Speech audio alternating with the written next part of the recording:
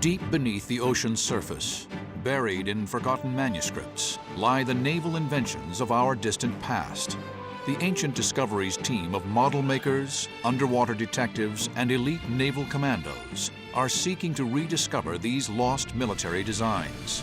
They are performing a series of life-threatening experiments. Their results reveal that today's naval devices are based on the ingenious blueprints laid down by naval engineers thousands of years ago. This is the story of ancient naval technology.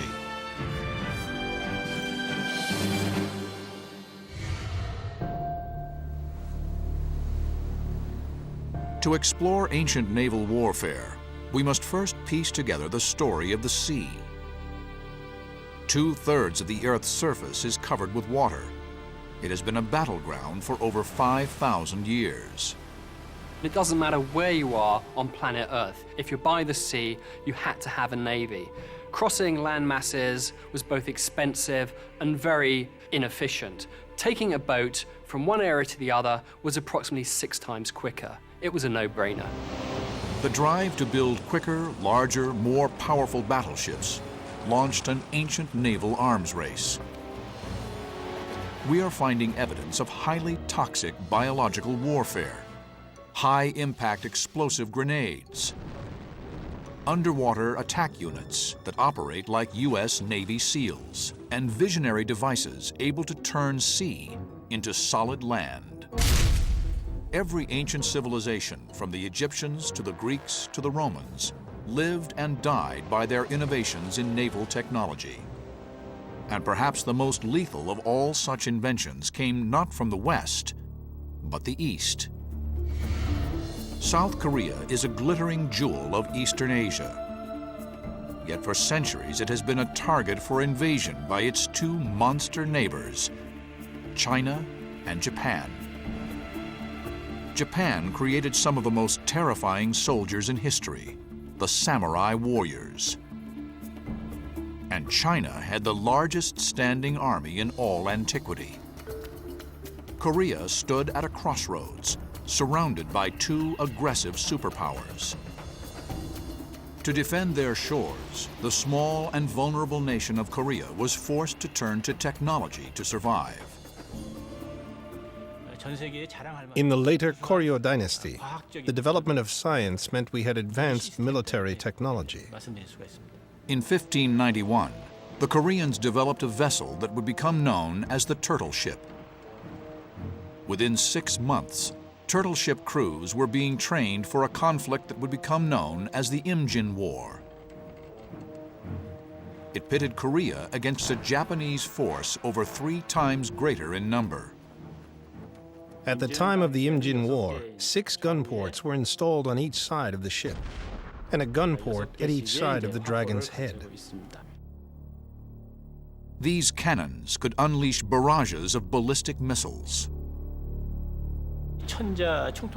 You might imagine that blasting powder balls were used in the cannons, but in the early ages, wooden arrows with iron wings were used.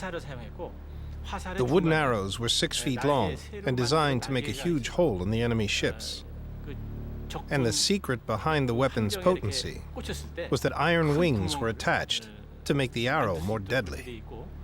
These ship-to-ship missiles struck at speeds of over 200 miles per hour. The secret of their power lay in the pioneering design developed by the Korean engineers.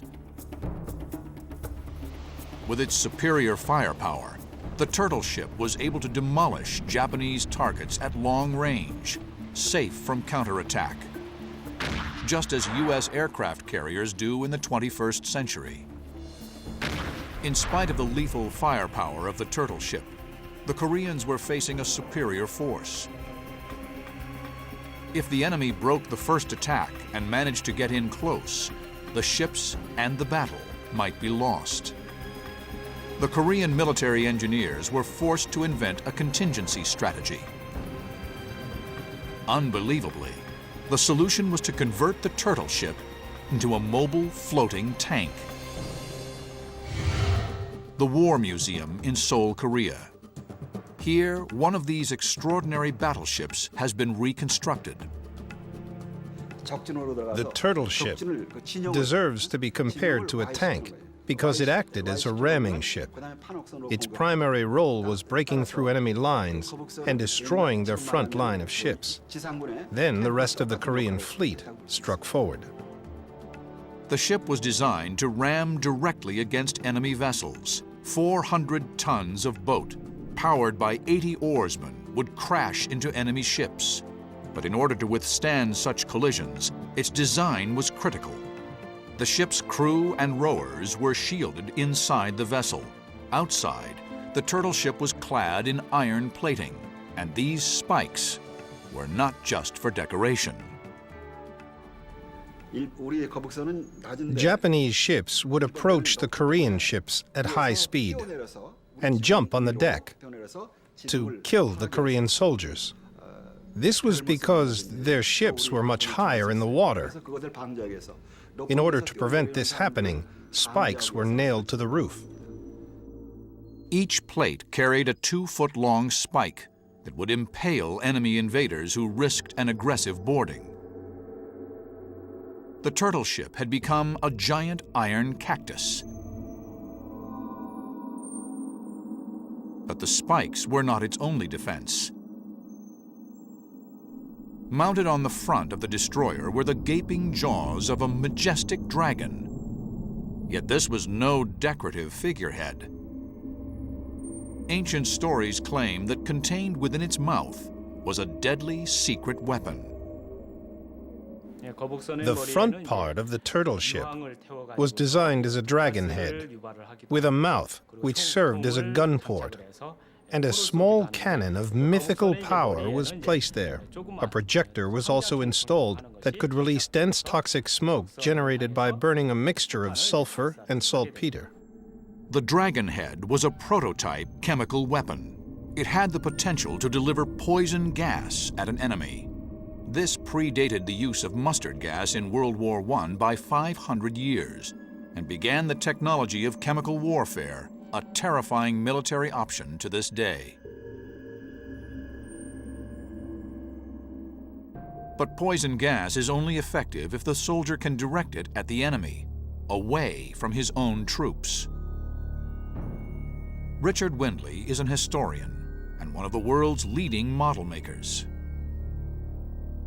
He is fascinated by stories that the Koreans had mastered the ability to deliver chemical gas to their enemies. He has constructed a replica of the dragon's head. He is about to test the effectiveness of the delivery system. If we think about the use of gas, say, in the First World War, obviously it was a very, very dangerous technique. It only needed the wind to change, and the gas could actually affect the people who were trying to deploy it rather than the enemy. So it is a risky stratagem.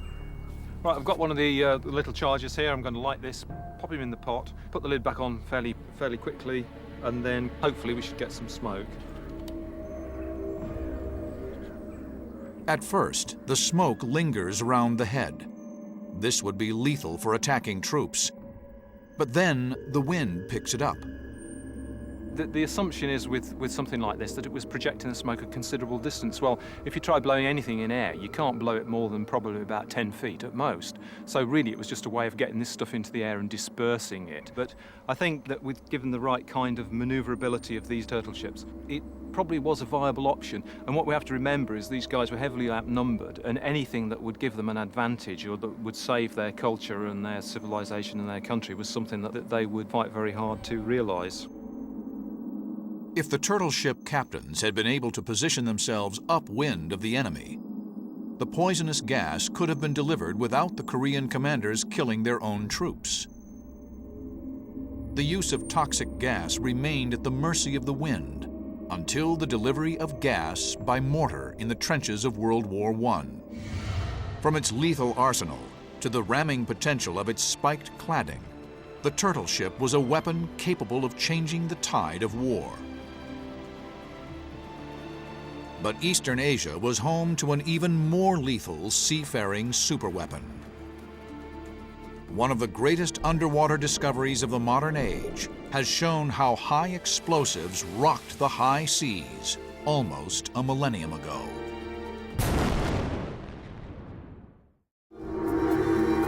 Nearly 1,000 years ago, a great Mongol warlord launched a naval fleet that would dwarf any modern navy.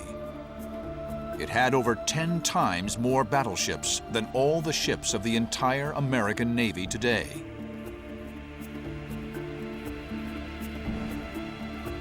On board was the most lethal military hardware available at the time. Evidence lying 50 feet beneath the waves is suggesting that the Mongol generals supplied their Marines with high explosive grenades. In the 13th century, Kublai Khan was the ruthless warlord who commanded an aggressive expansionist superpower. At the height of its power, the Mongol Empire covered 12 million square miles, over 3 times the size of the entire United States. But one nation held out against the might of the largest continuous superpower in history. That nation was Japan. Kublai Khan wanted to stamp out the Japanese pirates from the east, whose raids were crippling Mongol trade routes. In the summer of 1281, Japan's fate hung in the balance. If Japan lost, it wouldn't be the same country. This was the first invasion attempt from abroad, and the fact that people came together to repel it perhaps engendered a sense of nationhood. He prepared an invasion fleet of epic proportions. The largest fleets ever put together in the medieval world were those that Kublai Khan produced for his invasions of Japan in 1274 and 1281. The second and largest of these comprised more than 4,000 ships and 100,000 soldiers. This was probably the largest naval flotilla ever assembled prior to D-Day. Just as with the Normandy landings in the Second World War, committing such an enormous fleet to sea was a huge gamble. If it paid off, it would destroy Japan. But just off the coast, a fierce storm blew up. Severe gales whipped the seas into a churning fury that destroyed the entire fleet. Thousands of lives were lost. Japanese people believed that their nation was protected by God. And when the Mongols attacked, historical record indicate that there was a great typhoon, and people believed that this wind was brought by gods. They called it divine wind, which in Japanese is pronounced kamikaze. This would be the rallying cry of Japanese suicide bomber pilots who destroyed American ships and morale in World War II, 500 years later.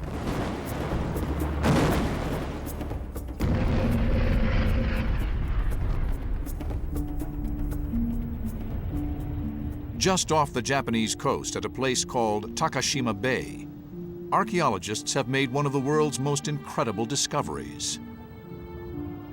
Khan's lost fleet has at last been found beneath the waves. At Takashima Museum, the exquisite remains are preserved. Takashima Underwater Archaeology Site is one of the first underwater excavation that took place, and it's one of the biggest center for the underwater archaeology. There are iron swords, stone catapult balls, and this huge anchor. These are wooden artifacts that were excavated, and it is mainly parts of ships and maybe shipboard material. But the most intriguing of all the artifacts from the Takashima Bay wrecks are these simple hollow spheres. Closer inspection reveals evidence of explosion damage. And intriguingly, the damage appears to come from a force inside the objects themselves. Were these devices the world's first high explosive grenades? In the sacred confines of the Hakozaki Shrine Museum in Fukuoka, Japan, lies a clue that could be the final piece in the puzzle. An ancient scroll guarded by the high priests of one of Japan's 3 great shrines. The scroll depicts events from around 700 years ago. from this area where the Mongol invasion first started. The Mongols were an equestrian people, but had a device that utilized gunpowder. The Japanese had never before encountered explosives and were very surprised. Upon close inspection, one sequence in the scroll contains exciting evidence of the use of the balls at the Takashima Bay wreck. The scrolls tell of a lethal explosive weapon like a modern grenade. The ancients called it a tetsuhao. 6 of these weapons have actually been discovered by archaeologists, proving that the contemporary evidence was correct and that weapons of this level of sophistication and deadliness were in fact used as early as 1281. X-rays of unexploded tetsuhao reveal that they were filled not just with gunpowder, but also with deadly shards of iron. The tetsuhao could have been launched using catapults or simply thrown by hand, like a modern infantry grenade. The results would have left the Japanese shocked and terrified. Japanese has never seen such a weapon that makes loud noise and explode. And also it's gonna slice the enemy's armor and hand and everywhere, so it's gonna lower the morale of the enemies. But just how devastating these ancient bombs really were has never been tested until now. Ancient technology expert Richard Windley is investigating the killing potential of the ancient tetsuhao. He has created a reconstruction of the fabled Japanese grenade. These are made of kind of heavy stoneware pottery, very crude, very roughly made, but quite heavy and quite large. What we're looking at is something which probably replicates what we would now call a modern fragmentation grenade. So this is intended to cause as much physical damage as is possible to cause. It was actually quite a nasty weapon. Now comes the moment of truth for the ancient tetsuhao. Our weapons test will involve highly dangerous live explosives. So we've called in the pyrotechnics team behind James Bond and other Hollywood blockbusters. We've got to look round the hay bales, so we've got to be close enough, protect that, so we hay bales and sandbag wall between that and the explosive charge. An ancient tetsuhao has not been exploded for nearly 1,000 years. The exact blast radius is not known. So the team has retreated 200 feet. The tetsuhao is believed to create an incredible blinding flash upon ignition. To capture this, we've brought in specialist slow-motion cinematography.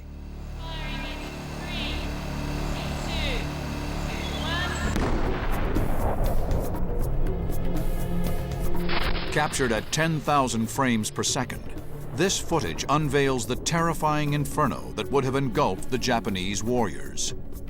The tetsuhao ignites at temperatures of up to 700 degrees Fahrenheit. The explosion would have a 100% lethality rate at a blast radius of 20 feet. Our groundbreaking experiment has proved that the Mongols could have literally incinerated Japan's navy. But not all naval innovations involved complicated explosive chemistry. The Romans developed a piece of wooden military hardware that looks as dramatic as it really is. It changed the course of an entire war in only a few hours.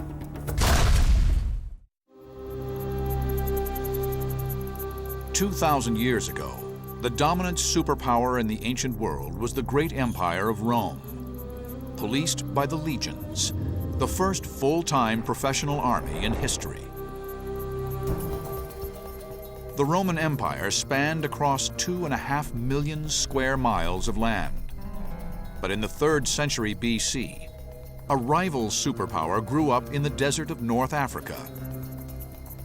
Its name was Carthage. Carthage, initially an outpost of Phoenicia in Palestine, becomes the trading superpower of the Mediterranean. And the struggle between Rome and Carthage is a struggle for power and control over trade and land and critical supplies, most important of which are things like grain. On one hand stood Rome's colossal army of over 350,000 well-drilled and well-armed soldiers. On the other, Carthage's domination of the sea. They fight first over Sicily, which is an enormous granary, either for Rome or for Carthage, and it's life and death. No grain, no bread, no success. At the heart of Carthaginian naval power was its magnificent circular harbor. Built to house over 200 super destroyers, the harbor was Carthage's military headquarters. While a modern U.S. aircraft carrier takes 5 years to build, Carthaginian engineers constructed warships in the blink of an eye. Ancient accounts tell of such ships being built in 40 days from the moment the tree was first felled. Between Carthage and Rome lay the Mediterranean Sea, a battlefield of almost 1 million square miles. The Mediterranean became the focal point for a fearsome power struggle. Key ancient navies could outperform others, not by numbers, but by skill. The Athenians, the Rhodians, the Carthaginians had major advantages in seafaring skills. But 2,500 years ago, the Roman navy was almost non-existent, save for a few river patrol boats, the remains of which now lie in Mainz Museum, Germany. The Mainz Type A boats were elegantly designed. They are very narrow and long. There's definitely no evidence that these ships had been used for fighting because they are too small, too narrow, but they were evidently used to control the river. But Rome's riverboats would be no match for the might of Carthage's navy. How could the Roman generals bring their military superiority onto the open ocean? They copied Carthaginian vessels, they mass-produced them, and they developed new tactics to negate Carthaginian skill and replace it with Roman power. They turned sea battle into land battle. The Roman military engineers started building boats with a super destroyer known as the Quinquereme at the head of the fleet. 100 feet long, it was the fast-attack heavy troop carrier of the ancient world. The Quinquereme was a huge naval vessel. There are probably 700 people rowing it. These are incredibly expensive, incredibly complex bits of machinery. But the troops carried by the Quinqueremes were not Marines or Navy SEALs. They were legionnaires, infantrymen used to fighting on land. The Romans needed to develop a way of getting their legions onto the decks of the Punic warships as quickly as possible. Roman naval engineers proposed an ingenious solution, a 40-foot-long 2-ton bridge called a corvus. It's basically a boarding ramp with a large spike on the front. You drop the ramp, the spike sticks in the enemy ship, and your Roman legion rushes across and chops up the Carthaginians, who are not expecting to fight this kind of battle. They're expecting to fight a ship-on-ship battle, not a man-to-man combat. But would the ambitious new weapon work in battle? Richard Windley is investigating. He has created a half-size version of the corvus. The real corvus was something like 36 to 40 feet in length. It was 4 feet wide, probably weighing 2 to 3 tons, possibly even more. And the mast with the pulley on the top was something like 20 to 25 feet high. This was an enormous piece of kit. Lifting 2 tons of war machine on a single hemp rope with only manpower requires coordination. Okay, hold. If the team or the rope slip, Richard and his assistants could be badly injured. Just ease off, gently. Tied off. Okay, I've got it. Clear, please. Clear, clear. When released, there were no second chances. Aim had to be perfect. 3, 2, 1.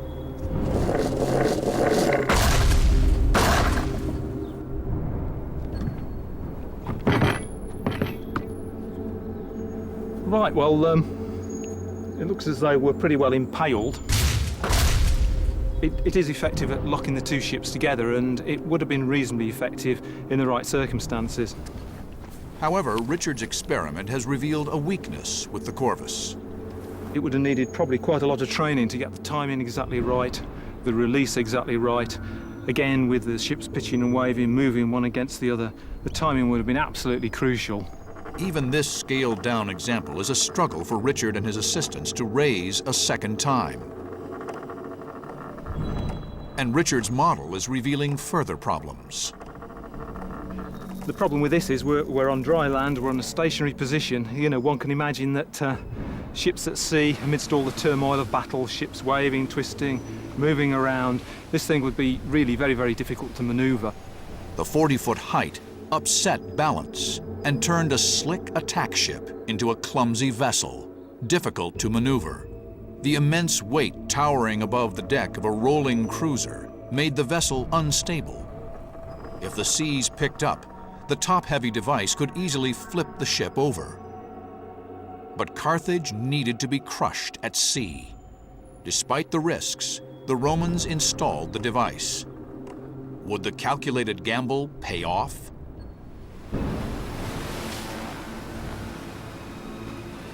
In 245 BC, the Romans launched the largest fleet of attack ships they had ever put to sea, all armed with a corvus.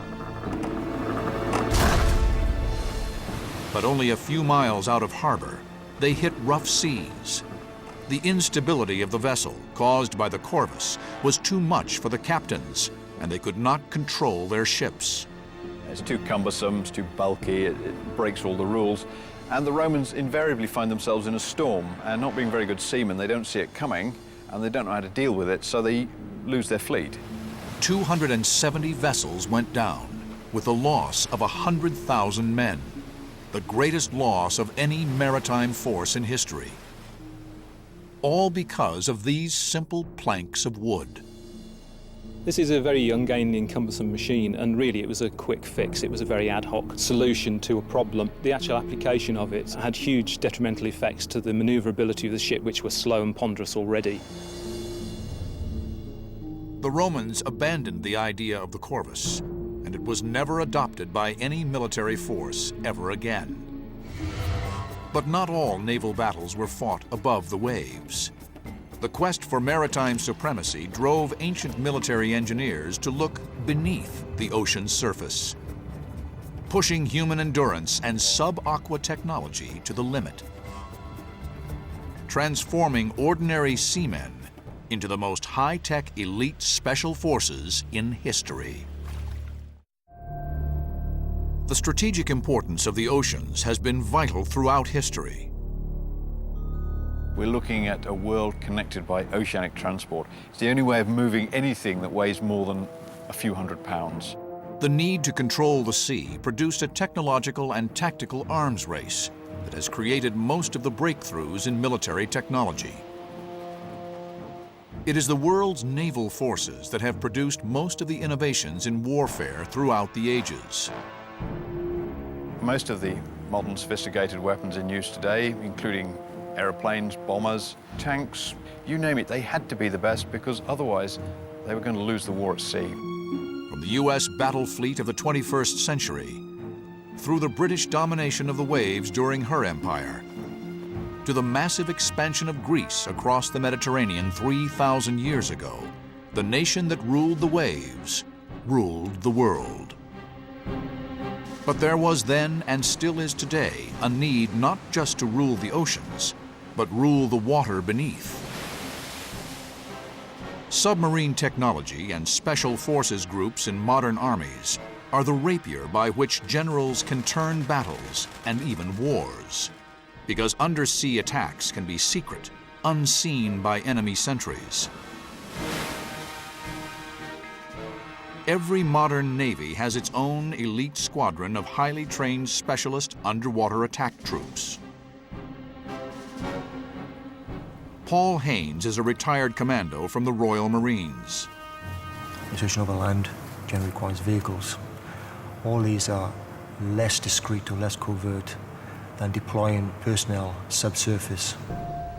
But many Special Forces men and women might be surprised to discover that covert diving technology has been around much longer than we imagine.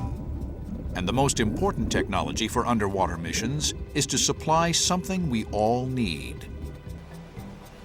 It's oxygen. So that's the fundamental requirement of any diver. A means of delivering oxygen to him to sustain life. The The simplest way to do this is with a tube or snorkel. 2,500 years ago in ancient Greece, there are accounts of a spy named Scylla mounting an audacious underwater mission to release enemy Persian ships from their moorings without being detected. The ancient accounts say that the secret behind his success was a mysterious hollow device like an ancient snorkel. Richard Windley has been investigating diving technology in the ancient world. It's often thought that the idea for using snorkels was derived from watching elephants when they were swimming. These are actually bamboo. The original would have been the giant reed, Arundo durnax, which grew all around the Mediterranean. It grew to fairly large sizes. The device at the bottom is something I've added myself, because obviously if you simply got a tube in your mouth, you've got to look upwards all the time, and it's been difficult to achieve any kind of underwater tasks. The texts show the diver at a depth of 15 feet. But due to increased pressure on the lungs, snorkels are only effective down to around 2 feet. So Paul believes the ancient illustrations are wrong. All snorkels have limitations. Depends upon the length of the snorkel, primarily. If it's too long, you'll have significant challenges in trying to breathe. So there is an optimum length for any snorkel. Richard's replica ancient snorkel is 3 feet long, longer than the optimum 2 feet. Paul takes the snorkel to its maximum depth.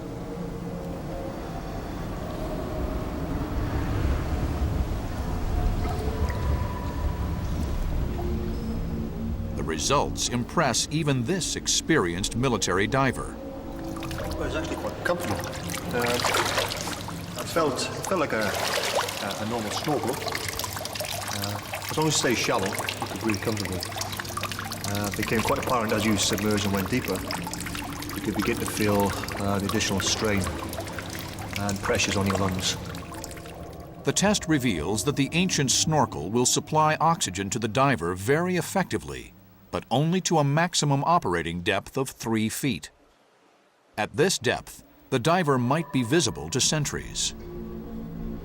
For an operation to be truly covert, military technicians have tried over centuries to create equipment that leaves no trace. Even modern scuba gear leaves a trail of bubbles that might be spotted by a keen-eyed sentry. To solve this problem, modern special forces use a device known as a rebreather. Incredibly, this device allows the diver to breathe back in the air they have just breathed out, leaving no bubbles at all. What we have here today is the stealth rebreather, which is the most modern military underwater life support system there is at the moment. The diver's breathing from these bags, or counterlungs as they're called, and breathing through the hoses into the bags. And the gas then goes through what's called a scrubber, and that absorbs carbon dioxide that you produce, then back round to the diver, so he inhales fresh gas. But amazingly, this ultra-high-tech equipment might have its roots in a device created for assault troops thousands of years ago.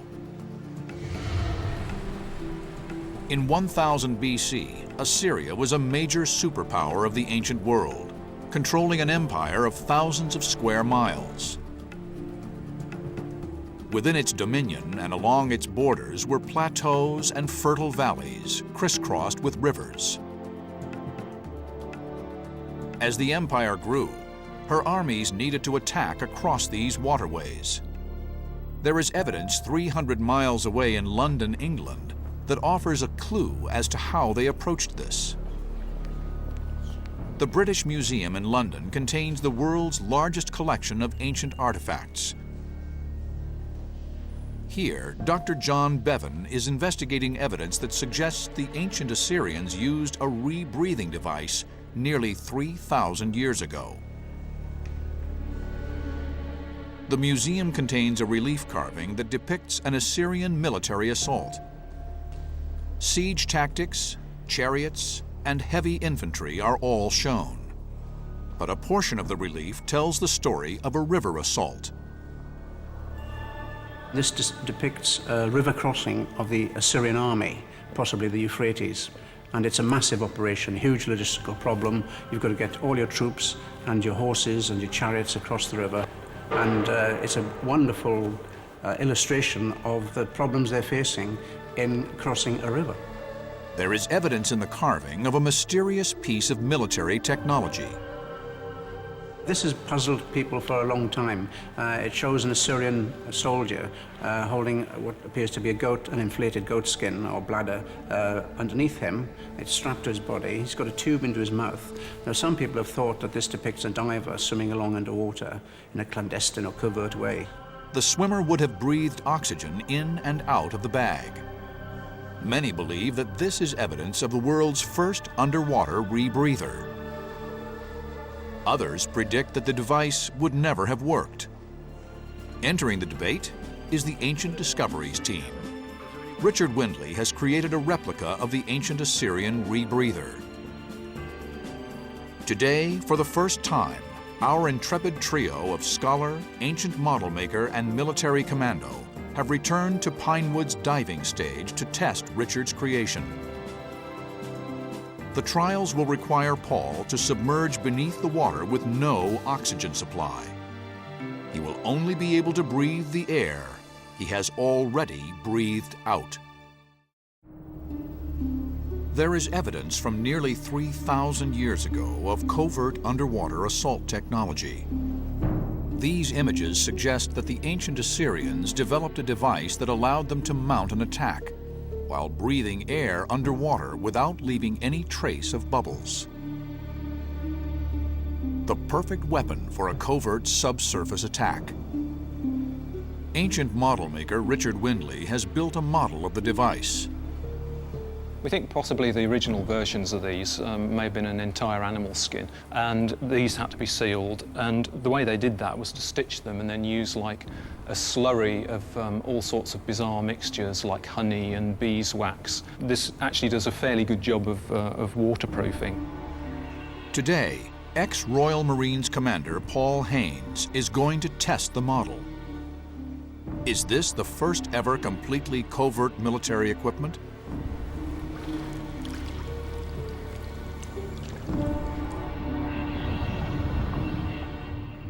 The experiment gives a clear result. The challenge is straight away, it's positive buoyancy. So it immediately wants to lift you to the surface. Air has 800 times less density than water, causing the breathing bag to shoot upwards to the surface. Underwater operations would have been almost impossible, yet ancient reliefs clearly show it being used in operation. Ancient historian John Bevan has interpreted this evidence. The soldier, of course, would have been trying to get across a river wearing heavy equipment, heavy dress, and of course maybe carrying some heavy weapons. So you certainly couldn't swim with all that kit on. So the bag would have been there to provide him with the buoyancy to get across the river.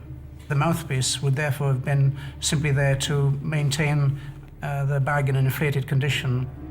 The experiment illustrates that the bags were used for surface swimming rather than underwater swimming. This tactic is still used by special forces to swim distances with heavy weapons today. Of course, it is completely incredible to us that the ancient world could have had any underwater devices to explore the marine world. But Richard is not giving up in his quest to discover ancient covert diving equipment. He is examining textual evidence that claims the special forces of Alexander the Great conducted covert underwater attacks. Alexander was born in Macedonia in northern Greece in 356 BC. Alexander was universally considered in the ancient world the greatest general that ever lived. He was a man who led from the front, but also a man who took brilliant tactical decisions. Ancient accounts dating from the 4th century BC tell of Alexander's siege at the Phoenician city of Tyre. They have given birth to a legend. Alexander was said to have examined the city's defenses by mounting an underwater operation with a diving bell. The model we have here is meant to represent a diving bell. It would seem to me that this is probably the most likely and the most effective and easiest way of getting divers to undertake these kind of covert operations. The concept of the bell is relatively simple. Air trapped under the dome provides a diver with an underwater reservoir from which to breathe. We'll lower it down to the bottom of the tank, approximately 6 meters depth. We've provided sufficient length here to allow me to swim in underneath and place my head and shoulders within the bell area. The air trapped in the bell will cause the device to float. To stop it from shooting to the surface, weights are attached to ropes around the container. It's going to be difficult to do level though, isn't it? These weights provide a downward force under gravity exactly equal to the upward buoyancy force exerted on the bell by the trapped air. While Paul prepares to dive again, technicians maneuver the bell into the water. The yellow tower in your own time. The operation is complicated, but finally the bell sinks to the bottom.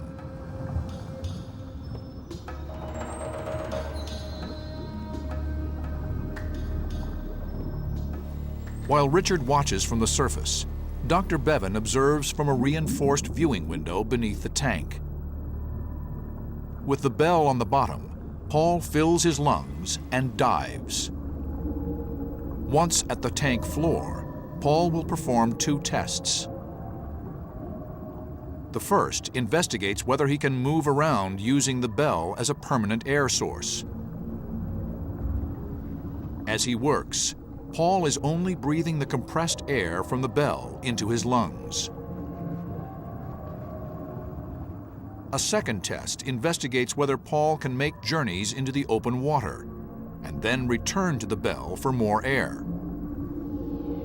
But with only the compressed air from the bell in his lungs, if he changes his depth, the increase in pressure will cause his chest to explode. This is an exceptionally dangerous operation. Paul relies on all his training to keep himself at the exact depth of the bell and alive. For this reason, he must exhale continuously as he returns to the surface.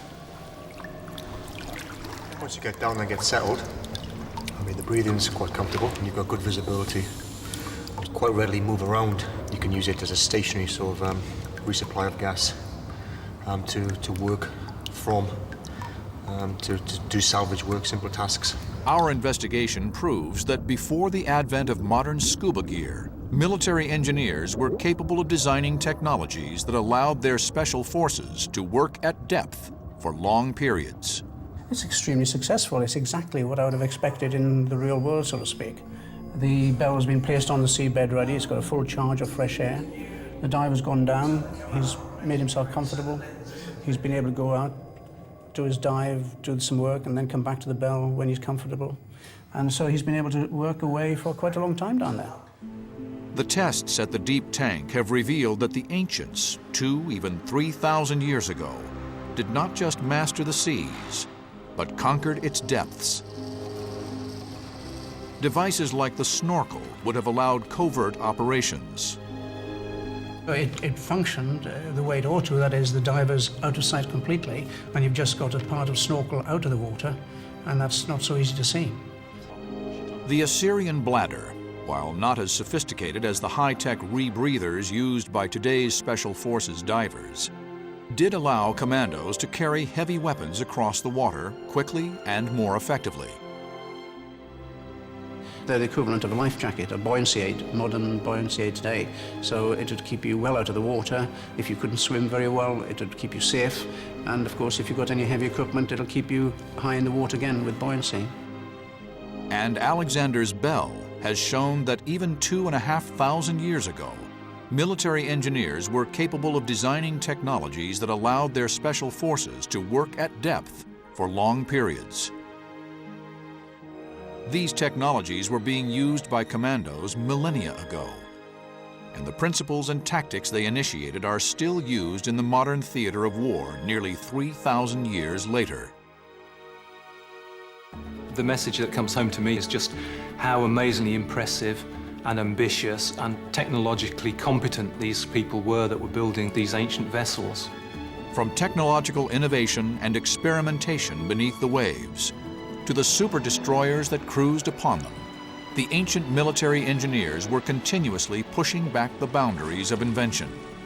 And as modern military engineers follow in their footsteps, they rely every day on the debt they owe the naval inventors of the ancient world.